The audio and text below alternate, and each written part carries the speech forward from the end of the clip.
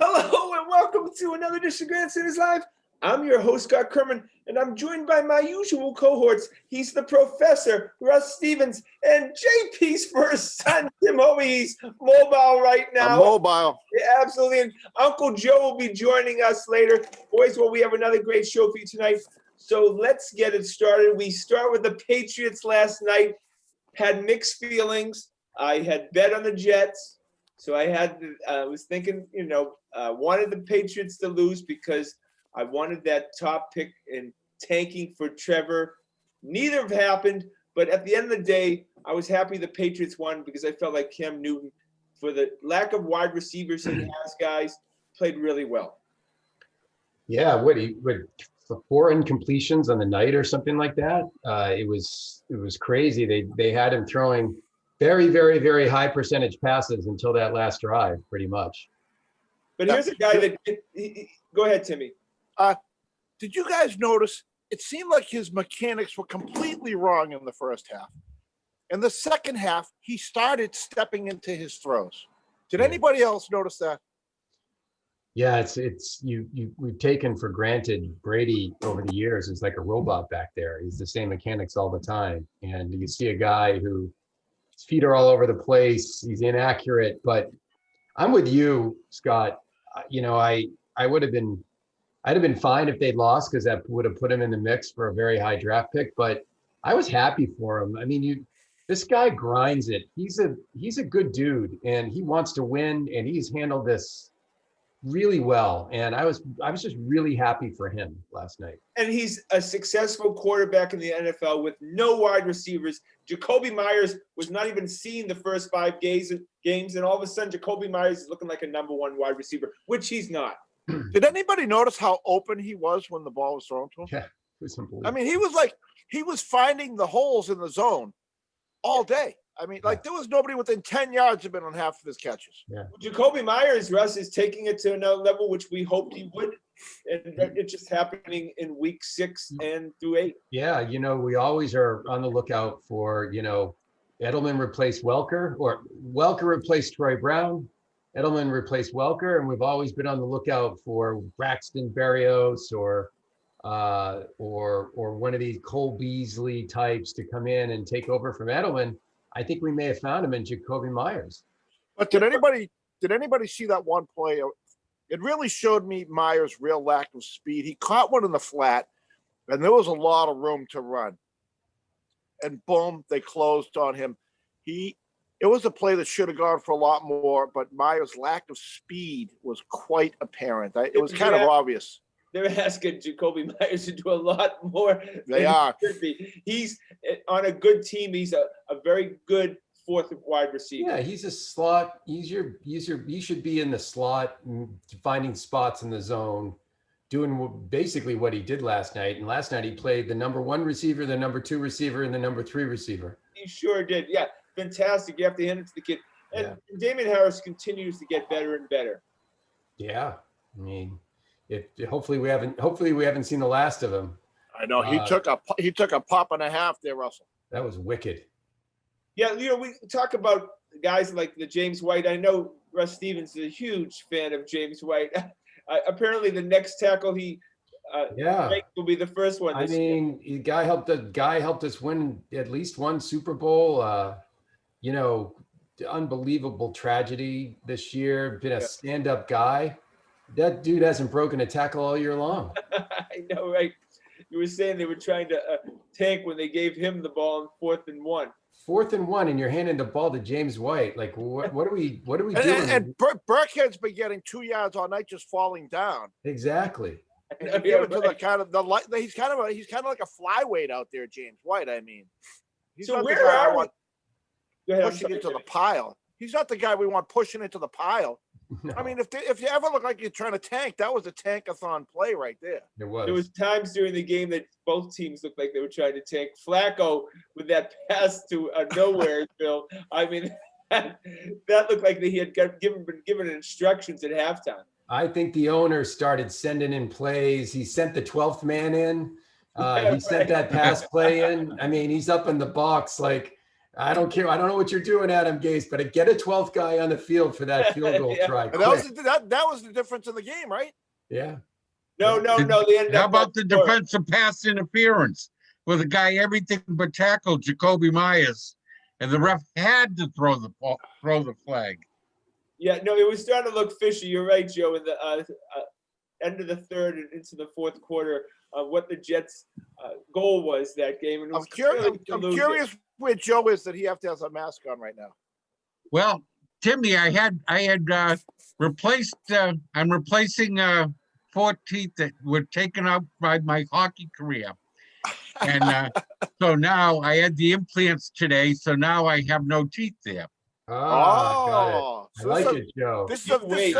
this So is a I have vanity. replacements, but I have a replacement thing, but it's too sore to put it in right so, now. so that nursing home crowd, the females you're trying to attract, your vanity is coming through here, Joe. Yeah, we're gonna Yeah. bring. I can't be seen with dentures. No, it's got to be implants. Well, you're beautiful no matter what, Joe. All right, That's look, right. again, I told you last week that I thought there was a place for Cam Newton moving forward into the year 2021, and last night continues to build on that. He still wasn't impressive if you look at the stats, but he looks so much better than he has been. Well, Joe, we mentioned earlier that he was stepping into his throws in the second half, whereas the first half, his mechanics Back on got his feet. much better in the second half. Oh yeah, I think it goes to show you what the learning curve really is in this offense, right? You've got a guy who's played quarterback in the NFL for what, 7-8 years, who's coming into this system, and it takes a while. It takes a long while. Yep. it The takes guy him who- every game it seems because he's far superior in the second half to the first. Yeah. The Buffalo game he was night and day. The Yeah. Vegas game he was night and day. Yeah. You know, it seems to be that it takes him a half to get going. Boys, give this guy a legitimate NFL tight end. Give him just 2 more wide receivers who have some speed and some size and can catch the ball. And then let's see, and then the same running back core, let's see what the kind of quarterback he is in 2021 with that same offensive line. That's a team that's going to score a lot of times 30-plus points a game. Yeah, I don't know what quarterback on the planet could be doing any better right now with this crew that he has. Tom Brady bailed because of this crew. And Rightfully so. You Good know? comment last night that he was a genius. He saw this coming. Oh, well, let's be honest. They would probably have beaten the Bills last week if Julian Edelman's on the field. Yeah, I don't know if they'll bring him back. I don't. But that loss of Edelman, I mean, has Sure. really affected the offense. And he was Yeah. a big guy in their plans. He was really ineffective those last few weeks, though. I mean, he just looked like a shell of himself. So I don't know. I mean, it's a great question. Little marginal additions could have changed this team's record. I mean, they lost 3 very close games, right? Sure. But also, One guys guy like that could have made a difference. But if you knew you were going to lose guys like Hightower and Chung, Yeah. you could have drafted, you could have Right. signed free agents, you could have tried to replace them during the offseason. So they've been short-handed the whole time. Well, the biggest indictment on Bill, the GM, last night was they were playing Therese Hall, who they signed off the practice squad that day, in front of his 2 linebackers that he chose in the second and the third and fourth round this year. It's not good. This lineup reminds me of the Red Sox lineup this year. Really, Right. it's like, Oh, who's it's a very that? Who's bad that? roster. Who's that guy? Who's that guy? I've never seen that guy before. Where did these guys come from? I'm looking at the names and I don't recognize most of them. And J.C. Jackson, who we put on a pedestal last week, was talking all trash about. All of a sudden, he's a restricted free agent in the offseason, and seems like he lost a lot of money last night. He didn't make any. Yeah, he didn't make any. I think it's well put, Joe.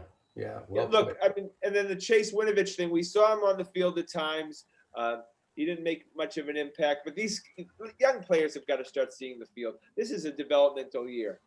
That's all you see on defense is young players, except for the McCourties and their wheelchairs. Well, out I there. know, but our draft picks, Duggar didn't play.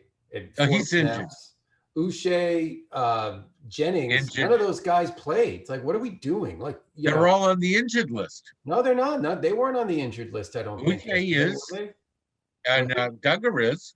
All right. I know. I think he played yesterday. They were both questionable. But Okay. this shows you how weak the AFC East is. We beat the Dolphins. We should have beat the Bills. We beat the Jets. And we are so shorthanded. If we had any kind of team, we'd be defeating these guys easy. So, but then the Bills went out and annihilated their opponent. So, what do you think the best record? We're what the Patriots are 3-5. Yeah, What's the best record what's the best they can finish? Look, I think they're 7-9. 7-9. Yeah, it feels like. And every win that they get is going to be a squeaker. Yeah. Well, they went from the 8th pick in the draft to the 13th pick in the draft when Nick Folk of all people, all of a sudden Nick Folk decides to be a quality field goal kicker when we could have used him in Seattle and we would have won that game. The longest walk-off in Patriots history. Is that The right? first time, the first time in my life ever last night, I was rooting for a Patriot loss. Ever. I can't bring myself to do it. Can't do it. I can't do it either. Oh, well, are you kidding me? There were so many was. years. There were some years in the early 90s I was rooting for them to lose every time. I never did. Last night was the first ever. Well, because I'm in love with Trevor Lawrence. Yeah. Yeah, that was a pipe dream. Bill's going to back into 7 wins. He's just is. These teams stink. He's a good coach. Cam But Newton's I want to bring the Buffalo game up. They went out and looked like the greatest team ever put together. Their quarterback looked like the greatest, and the Patriots had them the week before. Yeah. Well, Buffalo got bombed the week before that. They were just in a funk. Teams have ups and downs, and they caught Buffalo in a down. Speaking of that, how about the Tampa Bay Buccaneers this last week? Wow. You could smell that game from here. Yeah, they had beaten the Saints earlier in the season, and that was kind of a test early on about where Tommy B was. Absolutely probably the worst game Tommy B's ever played. Every media outlet in the country was talking Super Bowl bound for the Bucs. And it was 3 and out, 3 and out, 3 and out, interception, 3 and out, 3 and out. That was a sad, sad performance. Well, that Antonio Brown sure is a lucky charm for teams, isn't he? Well, and he already, it appears that Brady doesn't get along very well with Mike Evans, doesn't want to throw him the ball, so they bring Brown in. Probably irritates everybody at that point in time. I mean, Brady's running that franchise right now. It's pretty clear. I know. Right? And Bruce Arians is slowly but surely trying to And that whole offensive roster is full of guys who used to be good. None of them are really good anymore. That just shows you what Tommy's about right now. Mike Evans is one of the top 10 wide receivers in the NFL. He's what Tommy always dreamed about. Tall, fast wide receiver with good hands. What else does he want? Last year, Evans was like, a zillion points on DraftKings every week. This year, he's, negligible. We'll take Mike Evans if they want to give it to us. We'll give him a first-round pick right now for Mike Evans. Yeah, Here you go. We would. Right? Yeah. I mean, this is guys. All right, we got to go to. We're playing the Ravens on Sunday. Seems like a mismatch. I don't know how they're going to defend Lamar Jackson. I don't know where that strategy is coming from. We do not have the speed. Joe's been saying this all year long. We do not have the speed and the front 7 on defense to be able to stop that guy. I don't know what the hell we'll do. First, Will be the fastest game in the history because both teams are just going to be running the ball. Yeah. The clock is just going to be spinning. all right, predictions. Uncle Joe, what's going to happen? Oh, there won't be high scoring because the game clock will be spinning. It'll be long, 10, 12 play drives, everyone running. We'll go with 24 to 12 Baltimore. All right, Timmy boy. 32-10 Baltimore. Oh, wow. You really get wiped out. Rusty boy. 27-13 Baltimore. All right, I got the Patriots winning. I don't know why, because 17-16. The Patriots. A lone voice in the wilderness. Why not? I'm not going to bet on that. I can tell you that's for sure. All right, the Boston Red Sox. Maybe you heard of them. They named some guy, maybe you heard of him, Alex Ooh. Cora as the Ooh. manager. That must have been a sleepless night at the Kerman house. I'll tell you that. Salt in the wound. Salt in the I'd wound. think to What did you myself, have? Money on the Dodgers in that World Series? I did have the money on the Dodgers. I'm not doing really well with I knew there was a seed of discontent there. I just Now we know why he was rooting for the Dodgers, right? Oh, he loves LA. It's all follow the trail to the sex or the money every time. I'll definitely give you the money part. All right. Look, Alex Cora deserves not to be the manager of the Boston Red Sox. They only got rid of him in January. It's November and he's already got the job back. How ridiculous is it, boys? They recreated the famous picture of him walking across the bridge today. Oh, for God's sake. Look, you guys, are you signing off on this, Russ? He did his time. I mean, this is that we've already talked about this. I think his time should have been 2 years, but it was one. He did it, and that he can come back. So there you go. I'm okay. Let's go. Hey, he's not walking into a real good situation here. He's going to have to work. Well, Scotty's referring to me here because he knows I agree with him. Yeah. It's The true. punishment was sorely lacking, I think, for the egregious offense that he committed. So, Russ, I see your point. He served his time. Was the time adequate? Not in my book. I think this guy should have had to go work at Home Depot for 3 years before he got a job in Major League Baseball again. Yeah, I agree. And he suggested in his press conference that somehow Trevor Bauer's walking through the door. I don't know why he said that, but is Trevor Bauer actually said something, tweeted something a month or two ago about that he was heading to Boston and he showed the plane ticket. Is Trevor Bauer in the future of the Boston Red Sox? I don't see. Remember, Yeah. Trevor Bauer's promise to only wants to sign 1-year contracts. He backed off on that. That's null and void now. Oh, is that right? I didn't know that, Joe. All right. Yeah. I think his agent heard him say that and had an apoplectic fit. And, How much got you him to think? retract. How much you think it was Xander, guys like Xander and Devers, who influenced upper management about getting Cora back? Do you think they had a say? Well, Sure. if they didn't have a direct say, I'm sure the team took a look at how they performed, how Devers in particular performed last year, and maybe thought we got to get, no matter what, we got to get the best out of him if we have any chance. You think they owe? I think they owe Xander a little bit, where Xander is the leader of the club that they need to. Mhm. Not, he's not making personnel decisions, Yep. but just the run it by thing, run him by him every He- once in a while. He got the best out of Erod. Erod.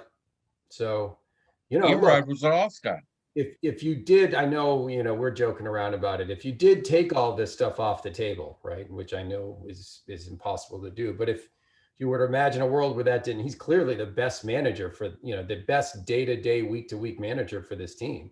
I think that's clear. They won 108 games with him. Yeah, but he was a poor manager in 19. Yeah, was he a poor manager? Did they didn't get great performances out of look, he fouled up. He even mentioned it today. They fouled that spring training up. They never recovered from that spring training. That was an organizational fail. Right. Oh yeah, when they decided to start Oh yeah, rationing their work. Never made it out of spring training. I forgot all about that. Right. But one thing I was happy about, they only gave him a 2-year deal, guaranteed. To Joe's point, he's going to have to perform. They're not. This isn't a 5-year cushy deal. Yeah. He's gonna have to work that pitching staff just like a violin. He's gonna have to really go. Yeah. Yeah. All right, go to the Celtics. The season is starting. Yeah. December 21st, whether we like it or not, which I'm happy. Let the boys play. But this is going to be a lot of personnel moves from now till December 21st, and that's going to be fun. It's going to start fast and go quickly. Starting with the draft, I guess that's not next week, but the week after next. November 18th, right? Yeah. Russ, when do all the guys have to opt in or out, like Gordon Hayward, Ennis Cantor, and them?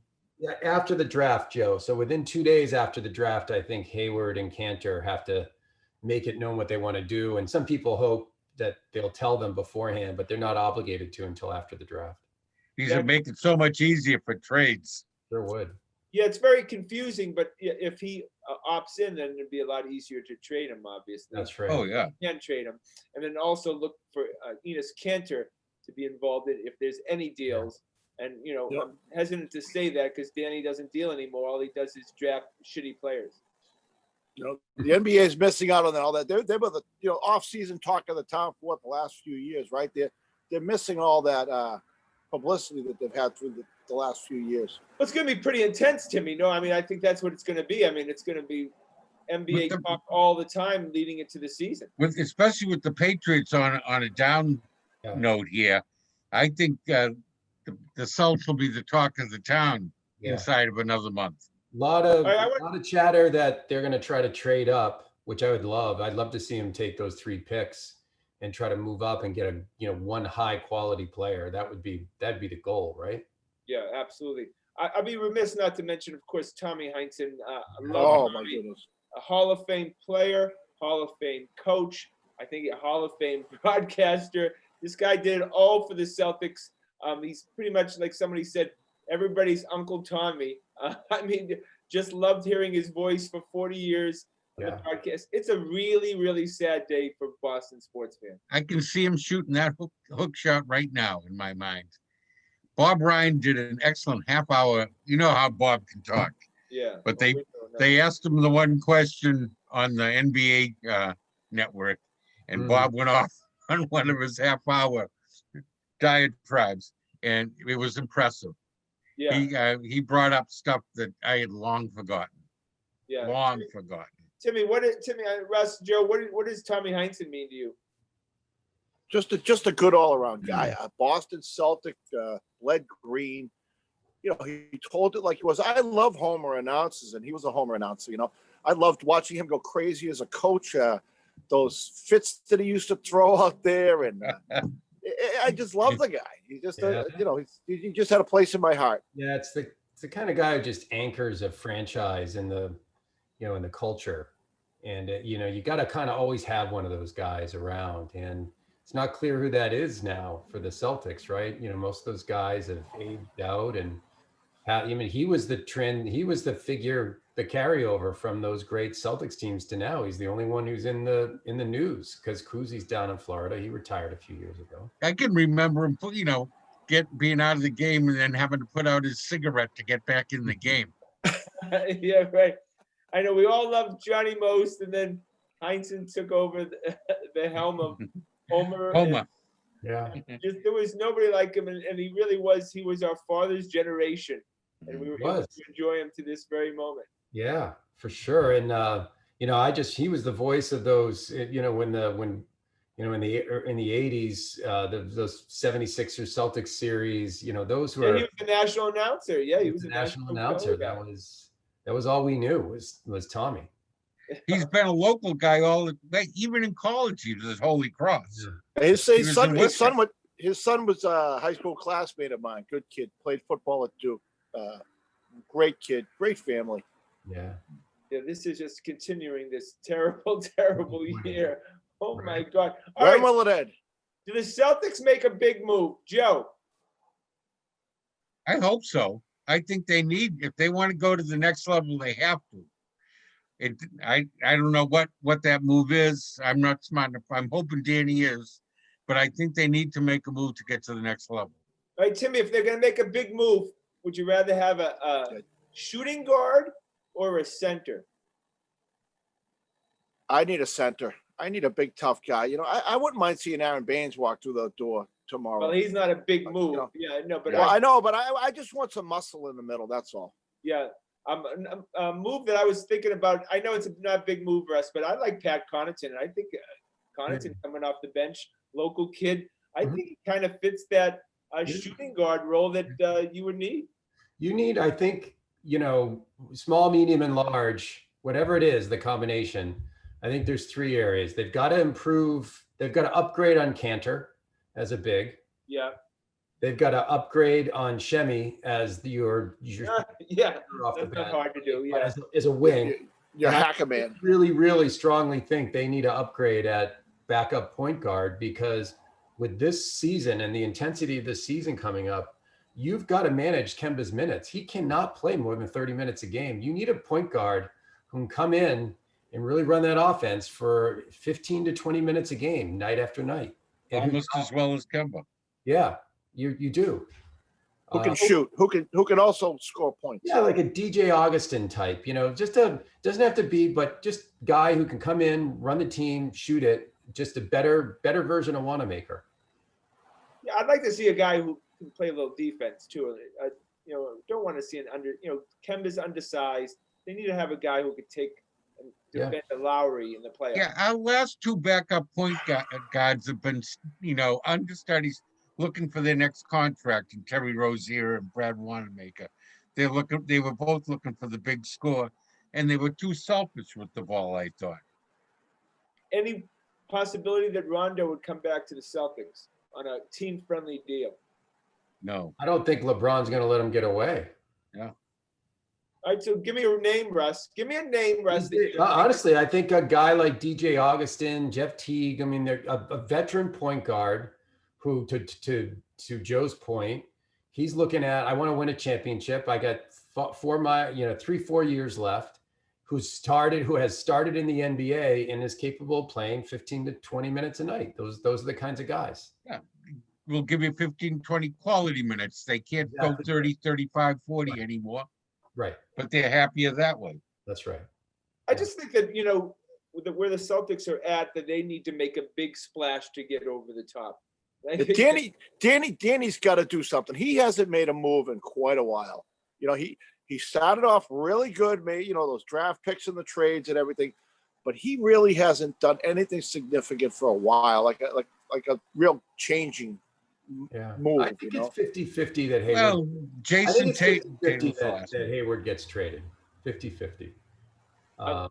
But you've got. But if we don't know if he's opting in, it would be so nice he could package picks with him. Yeah, he might tell him. He might tell him beforehand.